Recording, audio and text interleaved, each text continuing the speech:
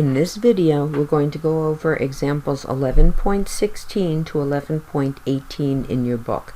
If you'd like to follow along, open the Better Chapter 11 Classwork.xlsx workbook from My Courses and click on the Worksheet tab, Data Tables.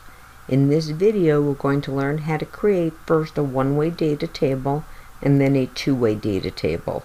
A one-way data table enables us to vary one variable and see the results of one or more formulas by varying that one variable. So in this case, what we're going to do is we're going to vary the years from 2 to 10 and see what would happen to our monthly payment and our total interest paid. This actually combines exercise 11.16 and 11.17, and I'll show you how they differ as we move on. So first we're going to enter the years from 2 to 10. So in cell D3, I'm going to type the number 2, and in cell D4, I'm going to type the number 3. I'm going to select the two of them because if I selected only the 2, I would copy 2's down. If I selected only the 3, I would copy 3. So first I'm going to select the 2. Now I'm going to use the fill handle to copy it down until it says 10. Now in my column header for cell E2, what I want to do is I want to tell Excel what formula I would like to display. In this case, in my data table, I would like to display the monthly payment. So I could put the payment formula in here. I could put the equals PMT. But that formula already exists, so I'm just going to type an equal sign, and I'm going to click on the monthly payment. Now, if we were doing exercise 11.16, we would just stop here and select this range for our data table. But with a one-way data table, we could actually display the results of more than one formula. So let's see how much interest we're going to pay if we vary the number of years and keep everything else constant. So I'm going to click in cell F2, and again I could just put in the formula for the interest paid, but I've already done that, so I'm just going to type equals and click on cell B9, the total interest paid.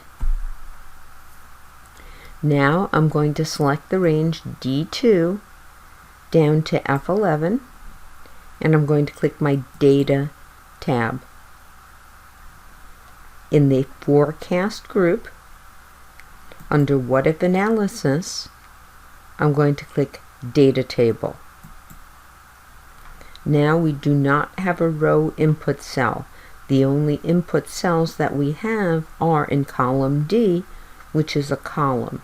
So we're going to go into our column input cell, just skip over the row input cell box, and in the column input cell, we're doing number of years. So in column input cell, I'm going to click on cell B5. So let me explain this a little bit. So in the formulas in E2 and F2, if I change the number of years over here, it will change the monthly payment and the total interest paid formulas in cells B8 and B9, which are the same formulas in cells E2 and F2 because I referenced those two formulas. So basically, if I change the number of years, it will change the formulas in cells E2 and F2. So with our data table, what we're telling Excel is to substitute the values in the first column for cell B5 in the formulas in the column headers. So all I have to do is click OK, and we can see here that if we went 2 years, our payment would be $822 a month, almost $823 a month. Wow, I can't afford that. But we'd only pay $751 in interest. If we went for 7 years, our monthly payment would be only $257 a month, but we would pay $2,600 in interest. And finally, at 10 years, $190 a month and $3,800 in interest.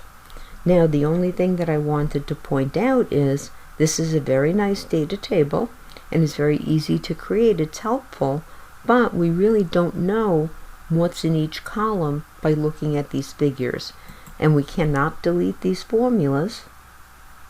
If we do, the data table doesn't work because they're necessary, so I'm just going to click undo to put back my formula.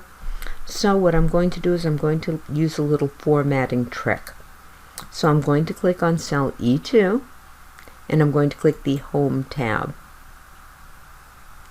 In the number group, I'm going to click the little arrow next to where it says number. So I'm going to hover over that little arrow in the bottom right hand corner of the number group. It's going to bring up the Format Cells dialog box,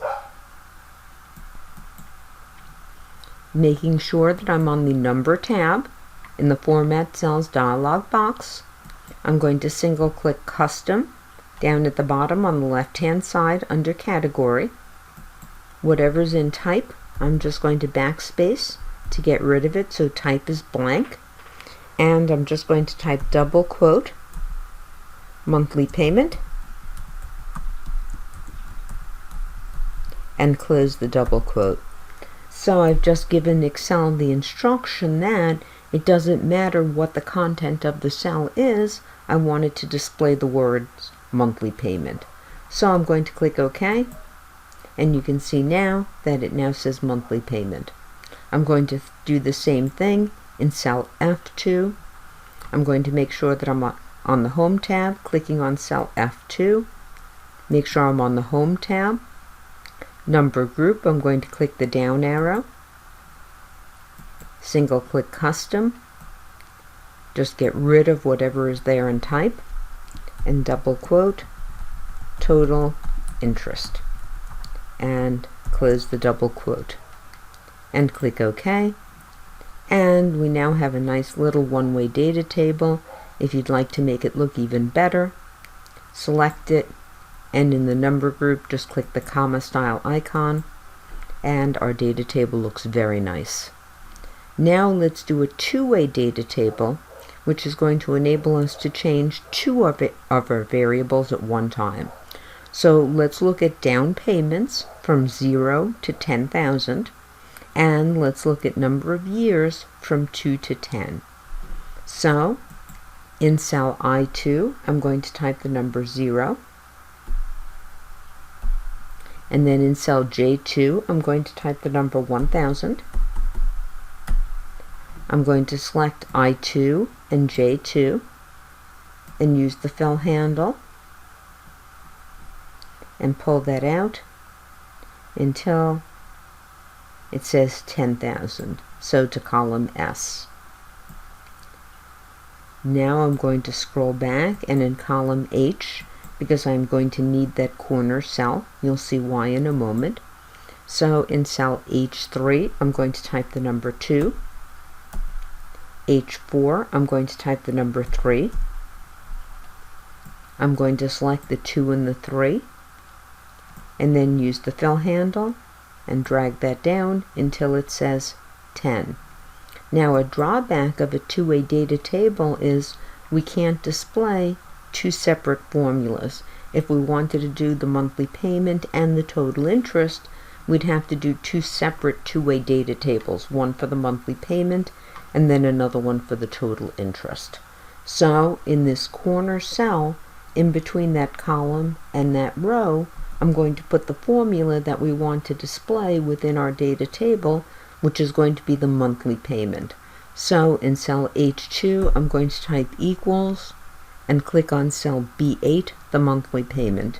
And again, I could put in the payment formula. I could put in equals PMT, B4 divided by 12, B5 multiplied by 12, comma, negative B7, but I think this way is a little bit easier. I've already put in that formula. So I'm going to hit enter. Now I'm going to select my entire two-way data table.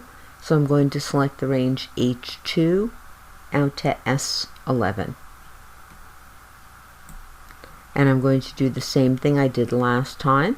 I'm going to click on data, and then in the forecast group under what if analysis, I'm going to click data table. Now this time we have both a row input cell and a column input cell. So I'm just going to scroll back so we can see. Our top row varies the down payment. So we're going to tell Excel to vary the down payment with whatever is in that top row. So in my row input cell, I'm going to click on cell B3, the down payment. So I'm telling Excel to substitute these values in the top row for cell B3 in the formula that's in the upper left-hand corner of the data table. Now in my column input cell, we're varying the number of years.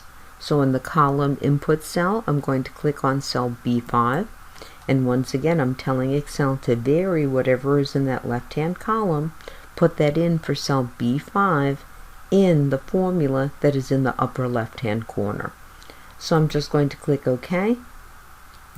And now we can see here that, wow, if I put down 0 amount on my car and go 2 years, my payment is $1,082 a month. But if I put down $10,000 on my car and I go 10 years, my payment is $150 a month. So we could use that custom formatting trick here to hide that cell, to put in maybe down payment / years or something like that, but we've already done that. And we can format these. So highlight this, click home, and in the number group, click my comma style so that it looks like a very, very nice table. That is how we create data tables in Excel.